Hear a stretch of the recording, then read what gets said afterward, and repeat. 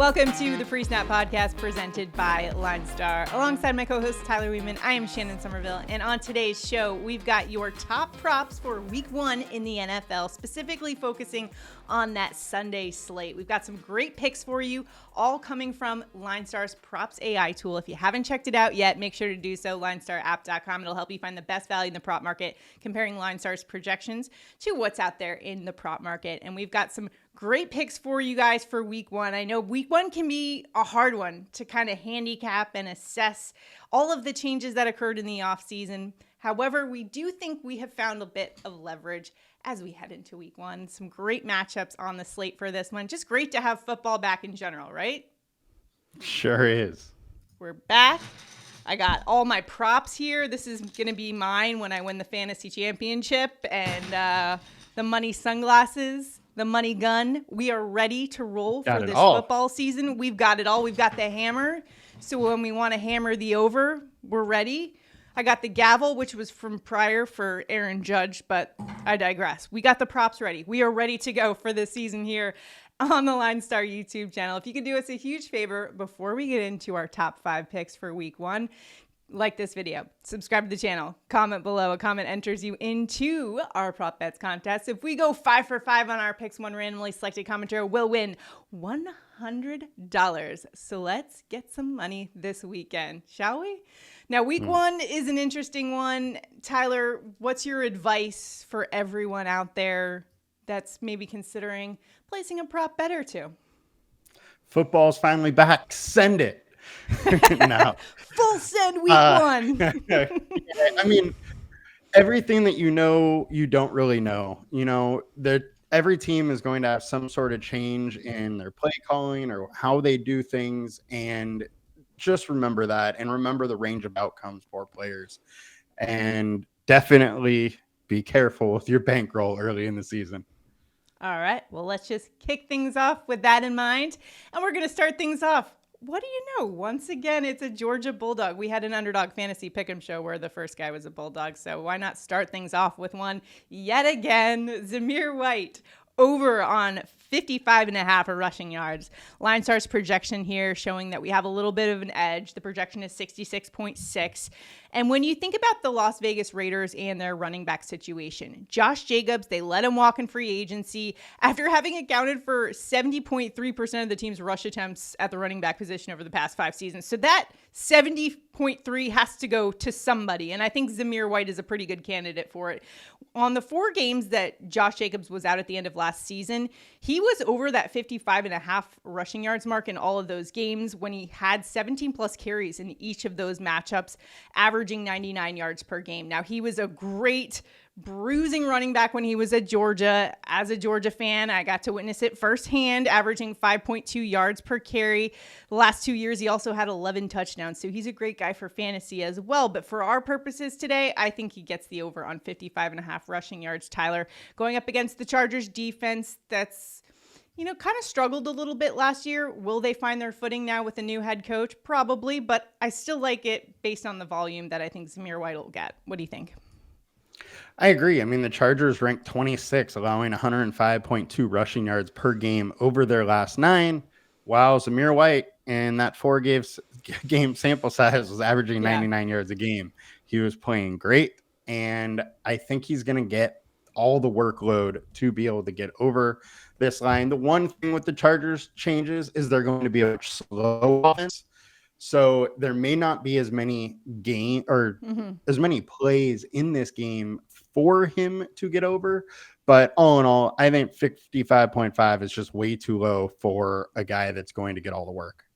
Yeah, I think their head coach, his kind of philosophy is more just kind of ground and pound, run the ball a little bit slower of a pace, let the defense handle business on their side of the things. But you know what? Zamir White's going to take care of his business and run the ball. And I think that's kind of how they'll approach this season. And I think Zamir White gets it done. So that's a good first pick for us. So let's move on to pick number 2. And we are going to New Orleans Saints quarterback Derek Carr over 231.5 passing yards. And before you just boo me off the YouTube stage here. Listen to this. He's been over this 7 of 17 last season, but he's going up against the Carolina Panthers, and their defense, I promise you, is worse than they were last year. They're actually ranked 25th by Pro Football Focus this year. They let Brian Burns, their best defensive player, walk. Now, the Saints, on the other hand, I'm curious to see how this offense will look under new offensive coordinator Clint Kubiak. I think this is a good situation for Derek Carr. I think he's kind of simplified the offense with the Saints, and he's got some great weapons there. Chris Olave can get it done for him. And against this very porous Carolina Panthers defense that I anticipate showing up on Sunday, I think Derek Carr can get over that in the passing yards department. Also, it could be a close game. This is a divisional game, and I think the spread as of last check was around 3. So I think we could see a very competitive game, and Derek Carr will have to air it out. What do you think? Yes, I agree. I like the spot for it. Carolina, their offense also got better, so more ways for them to stay in the game. But Derek Carr, this was his second ever season averaging under 230 yards per game. He now has a new offense coordinator. He averages 245 yards per game throughout his entire career. I think he's going back to at least those numbers, maybe a little over. So I like the spot versus Carolina, who, like you said, just not a very good defense. If you're playing this one too, there's other props that I don't mind kind of tailing with this one, like Shaheed. His line's only 36.5, and the Saints, A.T. Perry missed practice today. They really only have Olave, Shaheed, A.T. Perry, and then Kamara and the tight ends as pass catchers. So they both might get a lot more work being Olave and Shaheed. All right, so another good pick for us there in our top 5 props of the week. Let's move on to number 3 here, and we're going to the Buffalo Bills and their new wide receiver, Curtis Samuel. We're going over 27.5 receiving yards for Samuel. LineStar's projection is 33.1. This is a line that Samuel's been over 8 of 15 last season. And one of the things I just wanted to talk about with Curtis Samuel is how kind of an untapped weapon. That's at least what he's viewed as in the league, and just hasn't been in a good situation in quite a while. He had really bad quarterback play, especially with the Washington Commanders, a lot of mismanaged offense, but now he's linking up with probably the best quarterback he'll have ever played with. He's also reuniting with offensive coordinator Joe Brady, who he worked with when he was with the Carolina Panthers in 2020. And Curtis Samuel is a guy who has immense speed, which will work so well with the Buffalo Bills and Josh Allen. He was actually originally recruited out of high school as a running back. So he's got the speed, ran a 4.31 40 back in the 2017 NFL Combine. I know it's been a minute, but that still makes him the 19th fastest player in the NFL, Tyler. So my money here is on Curtis Samuel to clear just 27.5. That's all we're asking of a wide receiver who could be playing a pretty big role in the Buffalo Bills offense. We don't yet know what that looks like, which I guess lends itself to the over here. Yeah, I mean, the biggest thing to me here is that he's getting a giant quarterback upgrade. He's back with an OC that liked him before. The Bills have no Diggs, no Gabe Davis. Keon Coleman's a first-round rookie, but he's likely to come on slow. All in all, I think this is just a great spot for Curtis Samuel to really kind of going. He was over an 8 of 15 last year with that poor quarterback situation, poor team situation. I think he easily can get over this 27.5 number. Yeah, especially with the wheels that he's got, Josh Allen, get him in a little bit of space, and he's off. They're going to design some stuff for him. Definitely. All right, now it is time, Tyler, for you and I to give our best picks of the week from the prop department on Sunday. What you got? I'm going to go with Chris Godwin over 57.5 receiving yards. I like this game environment. It is one of the games that I am most excited about this weekend. Our LineStar projection 61. Chris Godwin wasn't very good last year, but he was playing out wide. That is not his strength. This year, he is coming back, playing in the slot where he is strongest at. He averaged 68 per game out in the slot in 2022. He was down to 60 per game last year. That is still over the line. And now Washington ranked 27th, allowing 176.4 receiving yards over the last 9 games, the wide receiver. So I like the spot. I don't think the defense is very good. Godwin's going back to where he's strong, and he averaged over this anyway as last year. So let's go. Yeah, I don't think Dan Quinn is going to magically transform that defense overnight. I mean, he's still kind of stuck with the team that was last year. It's going to take him a little while to get it going there for that defense. So I like your play here with Chris Godwin.